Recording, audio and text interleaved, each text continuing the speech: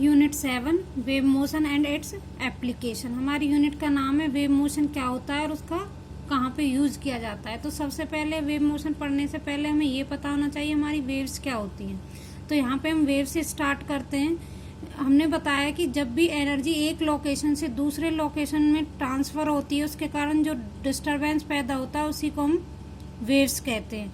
यही हमने लिखा है the propagation of disturbance through which energy can be transferred from one location to another location is called wave. Simple language में इसे हम समझ सकते हैं कि जैसे पॉन्ड के अंदर पानी पहले रेस्ट पे होता है बट उसके अंदर तुम स्टोन डालोगे तो उसका पानी डिस्टर्ब हो जाता है और उसमें लहरें बनती हैं। वो जो लहरें होती हैं उन्हीं को हम क्या कह रहे हैं यहाँ पे वेव कह रहे हैं।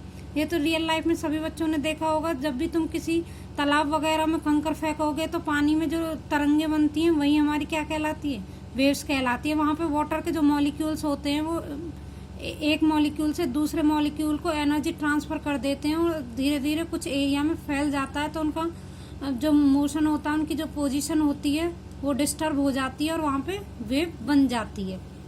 इसके अलावा फिर आता है हमारा कि वेव्स के टाइप्स कितने होते हैं। तो हमारी वेव्स जो होती हैं 2 टाइप्स की होती है, मैकेनिकल वेव और इलेक्ट्रोमैग्नेटिक वेव्स। अब दोनों में डिफरेंस क्या है। मैकेनिकल वेव क्या होती है हमारी, मैकेनिकल वेव वो वेव होती हैं जिन्हें जनरेशन या फिर प्रोपेगेशन के लिए मटेरियल मीडियम की रिक्वायरमेंट होती हैं और वो पार्टिकल्स के पीरियोडिक मोशन के कारण बनती हैं। ऐसी जो वेव्स होती हैं उन्हें हम क्या कहेंगे, मैकेनिकल वेव्स। ऐसी वेव्स की कैटेगरी में कौन कौन सी वेव्स आती हैं, जैसे हमारी साउंड वेव है, वेव ट्रैवलिंग ऑन ए रोप है, किसी रस्सी के अंदर जब वेव बनती है, या फिर जो हमारे स्ट्रिंग होते हैं जैसे गिटार वगैरह के स्ट्रिंग है उनमें जो वेव्स बनती हैं वो हमारी क्या होती हैं, मैकेनिकल वेव्स होती हैं। उन्हें एक जगह से दूसरी जगह पे जाने के लिए एक मीडियम की रिक्वायरमेंट होती है। वो मीडियम के थ्रू ही एक जगह से दूसरी जगह पर पहुंच पाती हैं। सेकंड होती है हमारी इलेक्ट्रोमैग्नेटिक वेव्स।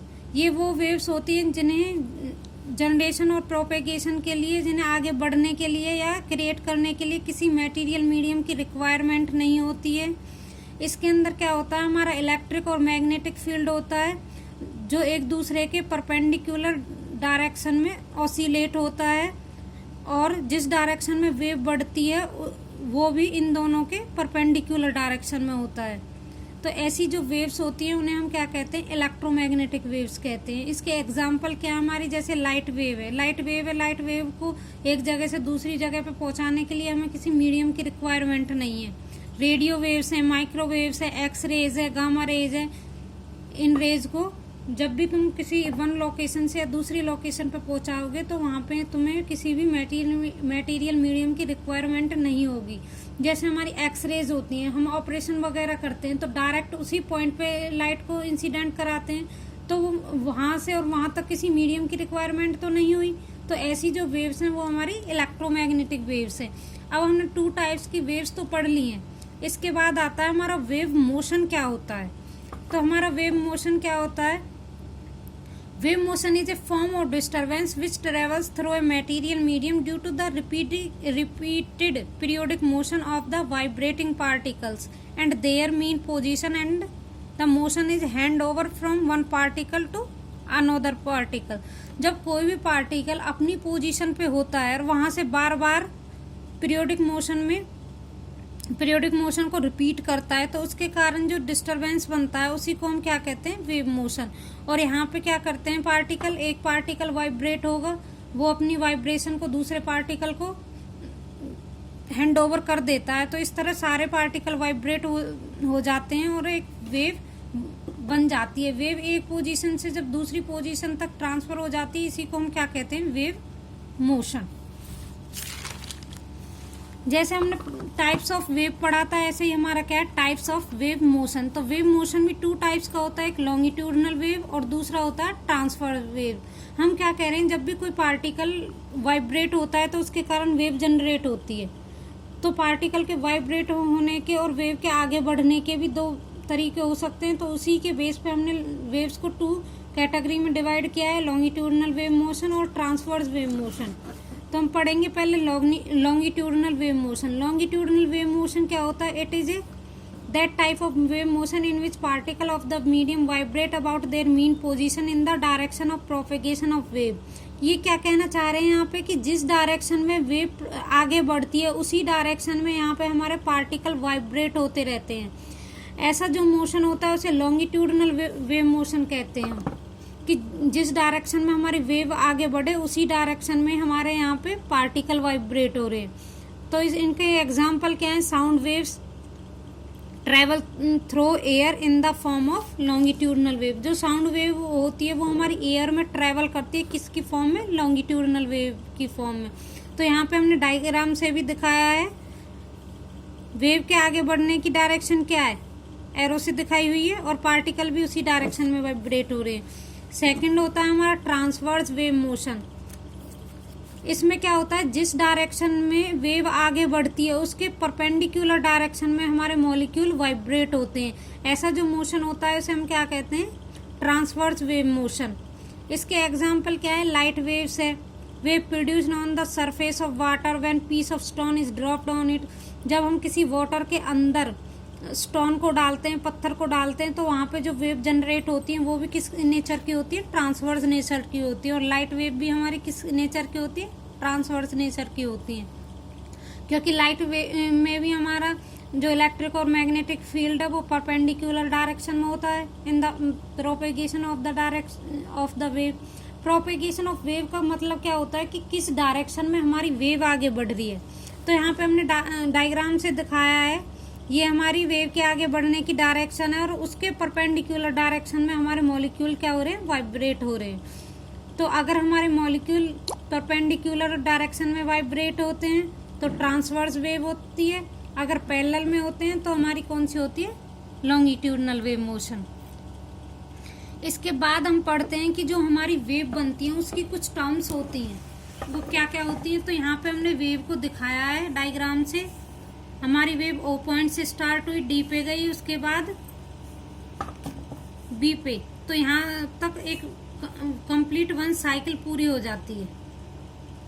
तो यहाँ पे हमने क्रस्ट दिखाया है, जो मैक्सिमम पॉइंट है पॉजिटिव डायरेक्शन में उसे क्रस्ट बोलते हैं, और नेगेटिव डायरेक्शन में जो मैक्सिमम पॉइंट होता है उसे ट्रफ बोलते हैं। एक तरह से जो पॉजिटिव है वो हमने चोटी बताया है और जो नेगेटिव है वो हमने क्या बताया? गड्ढा बताया है। तो यहाँ पे सबसे पहले आता है जब वेव बनती है कि उसकी वेवलेंथ क्या होती है। तो दो क्रस्ट के बीच की डिस्टेंस को हम क्या कहते हैं? वेवलेंथ। या फिर दो ट्रफ के बीच की डिस्टेंस को भी हम क्या कहेंगे? वेवलेंथ। तो यहाँ पे लैम्डा हमारा किसको शो करता है? वेवलेंथ को। और दो क्रस्ट के बीच में जो लेंथ है उसे हम क्या कह रहे हैं? वेवलेंथ। दूसरी लैंग्वेज में हम बता सकते हैं कि it is the distance travelled by the wave in the time in which the particle of the medium complete one vibration. जब किसी पार्टिकल का वन वाइब्रेशन कंप्लीट हो जाता है तो उस दौरान वो जितनी डिस्टेंस को कवर करती है वेव, उसी को हम क्या कहते हैं? वेवलेंथ। और इसे हमेशा किससे नोट करते हैं? लैम्डा से। तो दोनों में से जो इजी डेफिनेशन लगे तुम्हें वो पढ़ लेना, या तो पढ़ लेना the distance between two crest are called wavelength, या फिर the distance travelled by the wave to complete one vibration is called wavelength. It is denoted by lambda. Next आता है कि फ्रीक्वेंसी क्या होती है वेव्स की। तो इसमें हमने बताया it is defined as the number of vibration made by a wave in 1 second. एक सेकेंड में जितने वाइब्रेशन कोई भी वेव बनाती है उसी को हम क्या कहते हैं? फ्रीक्वेंसी। और उसे डिनोट करते हैं हम या तो म्यू से कर सकते हैं या फिर एन से, कि एक सेकेंड में कितने वाइब्रेशन किसी भी वेव ने बनाए हैं, वही हमारी क्या कहलाएगी? फ्रीक्वेंसी। इसके बाद आता है तुम्हारा टाइम पीरियड। किसी भी वेव का टाइम पीरियड क्या होता है? अपनी एक साइकिल को कंप्लीट करने में, अपने एक वाइब्रेशन को कंप्लीट करने में जितना टाइम कोई वेव ले रही है उसी को हम क्या कह रहे हैं? Time period. कि वो कितने टाइम में अपनी एक साइकिल को कंप्लीट कर रही है, तो वो हमारा टाइम पीरियड हो गया। तो टाइम पीरियड हमेशा इक्वल टू होता है 1 फ्रीक्वेंसी के। तो यहाँ पे एन से हमने फ्रीक्वेंसी को डिनोट किया है। इसके बाद आता है एम्पलीट्यूड। मीन पोजीशन से मैक्सिमम जो डिस्टेंस होती है पॉजिटिव डायरेक्शन में, या फिर मीन पोजीशन से मैक्सिमम जो डिस्टेंस होती है नेगेटिव डायरेक्शन में, उसे हम क्या कहते हैं? एम्पलीट्यूड। यहाँ पे एम्पलीट्यूड को हमने डायग्राम में दिखाया है। डी एम जो डिस्टेंस है डी से लेके एम तक वो हमारा क्या कहलाता है, एम्पलीट्यूड, और उसे हम किससे डिनोट करते हैं, ए से। तो इसे हम कह सकते हैं the maximum displacement of the particle from its mean position is called amplitude. इसके बाद आता है वेव वेलोसिटी। कोई भी वेव पर यूनिट टाइम कितनी डिस्टेंस कवर कर रही है वो ही हमारी क्या कहलाती है, वेव वेलोसिटी। तो it is defined as the distance travelled by the wave पर unit time is called wave velocity. Next हम रिलेशन देखेंगे वेव वेलोसिटी, फ्रीक्वेंसी और वेवलेंथ में। तो जब हम नॉर्मल वेलोसिटी पढ़ते हैं तो वेलोसिटी क्या होती है हमारी, डिस्टेंस अपॉन टाइम। तो यहाँ पर डिस्टेंस क्या लेंगे हम, डिस्टेंस को किससे डिनोट किया था हमने वेव के लिए, वेवलेंथ से, the distance between two crust. तो डिस्टेंस की जगह क्या आ जाएगा हमारा वेवलेंथ, और टाइम को किससे डिनोट किया है, टाइम पीरियड से, कि एक वेव या वन वाइब्रेशन को कंप्लीट करने में कोई वेव कितना टाइम लगा रही है उसे क्या कह रहे हैं हम, टाइम पीरियड। तो यहाँ पे वेलोसिटी क्या हो जाएंगी हमारी, वेवलेंथ अपॉन टाइम पीरियड। तो वेलोसिटी को लिखा है हमने wavelength upon time period, wavelength को लैम्डा से डिनोट किया था और टाइम पीरियड को टी से। तो v equal to lambda T. But हमें पता है टाइम पीरियड किसके इक्वल था, 1 अपॉन फ्रीक्वेंसी के। तो यहाँ से हम क्रॉस मल्टीप्लाई करेंगे, फ्रीक्वेंसी किसके इक्वल आ जाएगी, 1 अपॉन टाइम पीरियड के। तो यहाँ पे हम 1 अपॉन टाइम पीरियड को क्या लिख सकते हैं, lambda equal to 1 upon T. तो 1 अपॉन टी को किस की जगह हमने क्या पुट कर दिया यहाँ पे, फ्रीक्वेंसी। तो यहाँ पे हमारा रिलेशन आ गया wave velocity equal to wavelength into में फ्रीक्वेंसी। नेक्स्ट जो पॉइंट है हमारा वो है फेज। फेज क्या होता है, हम देखते हैं कि जब भी कोई पार्टिकल मूव करता है तो 2 पाई टाइम पीरियड के बाद अपना वो मोशन रिपीट करता है, अगर उसका मोशन पीरियोडिक मोशन है। तो यहाँ पे हमारा फेज क्या बताता है कि कोई भी वेव जब मूव करती है किसी इंटरवल ऑफ टाइम पे उस वेव की पोजीशन क्या है और उसकी डायरेक्शन क्या है, जो इसकी नॉलेज कराए वही हमारा क्या कहलाता है, फेज। तो हमने लिखा है the phase of A vibrating particle at an instant tells us the position and direction of motion of the vibrating particle at that instant. किसी इंस्टेंट ऑफ टाइम में हमारे वाइब्रेटिंग पार्टिकल की डायरेक्शन और position क्या है जो उसकी knowledge कराता है वही हमारा क्या कहलाता है, फेज। तो ये कुछ हमारी टर्म्स थी जो वेव से रिलेटेड थी। इसके बाद कुछ हमारे टॉपिक है जो बार बार यूज हो रहे हैं, जैसे हमारा पीरियोडिक मोशन। पीरियोडिक मोशन क्या होता है, एक ऐसा मोशन होता है जो एक फिक्स्ड इंटरवल ऑफ टाइम के बाद बार बार कोई बॉडी अपने पाथ को रिपीट करे। तो ये हमारा क्या कहलाता है, पीरियोडिक मोशन। जैसे कि हमारा मोशन ऑफ अर्थ है, अर्थ हमारी घूमती है तो बार बार एक ही पाथ पे घूमती है, कुछ टाइम के बाद उसका जो मोशन होता है बार बार रिपीट होता रहता है। सेकंड एग्जांपल ले सकते हैं, हमारा जो फैन चलते हैं घरों में, फैन क्या करते हैं, बार बार रोटेट होते रहते हैं, तो कुछ टाइम के बाद वो अपने मोशन को फिर से क्या करते हैं, रिपीट। तो ऐसा मोशन जिसमें पाथ बार बार रिपीट होता रहता है उसी को हम क्या कहते हैं, पीरियोडिक मोशन। तो इसके हमने 2 एग्जाम्पल लिए, motion of earth and motion of fan. Second है हमारा ऑसिलेटरी मोशन। ऑसिलेटरी मोशन क्या होता है, ये एक स्पेशल टाइप ऑफ मोशन होता है जिसमें हमारा कोई पार्टिकल एक मीन पोजीशन के आगे पीछे बार बार घूमता रहता है और अपने पाथ को रिपीट करता रहता है। हर कोई ऑसिलेटरी मोशन पीरियोडिक मोशन हो सकता है, बट हर कोई पीरियोडिक मोशन ऑसिलेटरी मोशन नहीं हो सकता है। वो कैसे, वो अभी हम एक्सप्लेन करेंगे आपको। तो जैसे हम लेते हैं मोशन ऑफ पेंडुलम। पेंडुलम होता है हमारा एक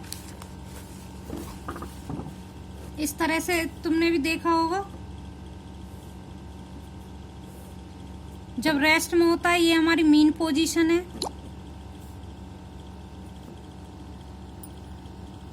इसके बाद पेंडुलम बार बार इस पोजीशन तक जाएगा, फिर बैक में जाता है, फिर वापस आ जाता है। पहले इस पोजीशन जाता है, फिर वापस आता है, फिर इस पोजीशन पे जाता है, पोजीशन 2 पे, फिर वापस आ जाता है। तो यहाँ पे इसका 1 वाइब्रेशन कंप्लीट हो जाता है। तो ये बार बार इसी पाथ को रिपीट करता है। तो ऐसा जो मोशन होता है जो अपने बैक एंड फोर्थ बार बार घूमता रहे,